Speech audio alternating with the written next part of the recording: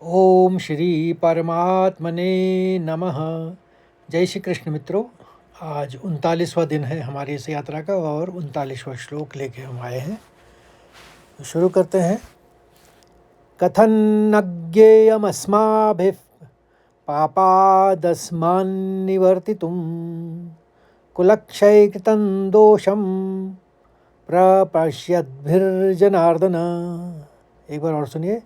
कथन न ज्ञेयमस्माभिः पापादस्मान्निवर्तितुं कुलक्षयकृतं दोषं प्रपश्यद्भिर्जनार्दन।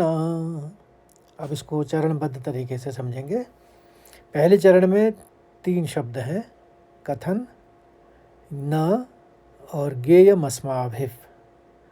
और आघात आप समझिए, कथन तो सीधे आप पढ़ लेंगे, पहला शब्द कथन, नौ का अनुस्वार लेके, फिर नौ भी पढ़ना है। नौ के संग आघात है तो अब उसका क्या ये नियम है कि आगे ज्ञ है तो ग का आघात आएगा।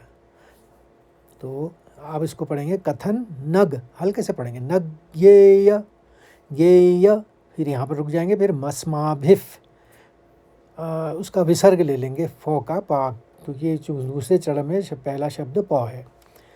तो पहले चरण को इस तरह से उच्चारित करेंगे, कथन न ज्ञेयमस्माभिः। दूसरा चरण देखिए, इसको 3 शब्दों में बांटनी, 2 शब्दों में बांट लीजिए। एक तो पापा पढ़ लीजिए, फिर दसमान, क्योंकि 2 9 है तो दसमान एक साथ नहीं, 3 शब्दों में बांटेंगे तो ज़्यादा अच्छा रहेगा। पापा दसमान और निवर्तितुम, तो एक साथ पढ़ने में पापा दसमान, 2 का आघात है तो 100 दो बार निकालने की कोशिश करिए। पापा दसमान निवर्तितुम। तीसरे चरण को देखिए, यहाँ पर लौ में आघात है, पहले आपने पहले श्लोक में इसको पढ़ा था, सेम उस तरह का ही है, बिल्कुल उसी तरह का है। कुलक्षयकृतं दोषम, तीसरा चरण आसान से आपको आ गया होगा। कुलक्षयकृतं दोषम। फिर आखिरी चरण को देखिए, यहाँ पर समझने के लिए बहुत ज़रूरी है कि आप पहले तो मात्राओं का ज्ञान समझिएगा कि प्रपश, प में शौकाद है तो पहले प्रपश, फिर शब्द श्यद। पहले अब देखिए, दो के नीचे भौ है, तो जब इस तरह के शब्द होते हैं तो भौ पूरा पूरा होता है और दो छोटा होता है। जो ह्रस्व होता है और भौ पूरा होता है, यानी दो में हलंत होगा और भौ पूरा होगा। तो आप पहले दो का उच्चारण करेंगे, फिर भौ का उच्चारण करेंगे। तो इस शब्द को पढ़ने के लिए आप इस तरह से पढ़ेंगे, प्रपश्यब्द, पहले प्रपश्य फिर श्यद, शौ के संग यो है तो श्यद, प्रपश्यद, फिर भिर, आप देखिए, फिर उसके बाद भिर निकालेंगे, फिर जनार्दन कहेंगे। तो इस तरह से शब्द को 3 शब्दों में बांट देंगे तो प्रपश्यद्भिर्जनार्दन, प्रपश्यद्भिर्जनार्दन। तो आसान हो गया। अब एक साथ पूरे श्लोक को समझिए।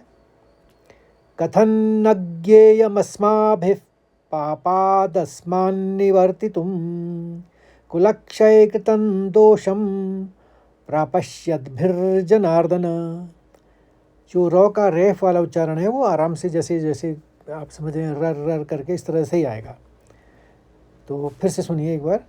कथन न ज्ञेयमस्माभिः पापादस्मान्निवर्तितुं कुलक्षयकृतं दोषं प्रपश्यद्भिर्जनार्दन। तो अब इसको शब्दार्थ और भावार्थ समझते हैं। उससे पहले प्रसंग समझ लीजिए कि अर्जुन यहाँ पर कृष्ण से कहते हैं कि जब हम विनाश का परिणाम जानते हैं तो हमें पीछे हट जाना चाहिए। तो शब्दार्थ ये है, कथम मैंने क्यों, ना मैंने नहीं, ज्ञेयम मैंने जानना चाहिए या विचार करना चाहिए, अस्मा भी हमें, पापात, पापात और अस्मात दोनों मिलके पापात स्मात हो गया, इस पाप से, निवर्तितुम यानी हटने के लिए या बचने के लिए, कुल क्षय कृतम कुल का नाश करने से उत्पन्न, दोषम यानी दोष को या बुराई को, प्रपशब्धि प्रपशब्धि जो प्रपशब्धि है, प्रपशब्धि प्रपशब्धि, वो पढ़ते समय तो आपने प्रपशब्धि समझ लिया था, तो प्रपशब्धि हो गया, प्रपश्यद्भि स्पष्ट रूप से देखते हुए। जनार्दन, हे जनार्दन, हिंदी अर्थ में, सरल अर्थों में, कि हे जनार्दन, कुल का नाश करने से होने वाले दोष को स्पष्ट रूप से जानने वाले हम लोगों को इस पाप से बचने के लिए विचार क्यों नहीं करना चाहिए? भावार्थ समझे तो अर्जुन का तर्क है कि पाप केवल वह नहीं जो अज्ञानता में किया जाए। सबसे बड़ा पाप वह है जो यह जानते हुए किया जाए कि इसका परिणाम विनाशकारी होगा। वे कृष्ण से कह रहे हैं कि हम तो समझदार हैं, तो फिर हम इस सामूहिक हत्या को का हिस्सा क्यों बनेंगे? ये उनका विचार है जो उन्होंने कृष्ण भगवान के आगे रखा। आशा करता हूँ आपको यह श्लोक भी भली भांति समझ में आया होगा, और आपको अच्छा लगे तो लाइक करिए, शेयर करिए और मेरे साथ इस यात्रा में बने रहिए।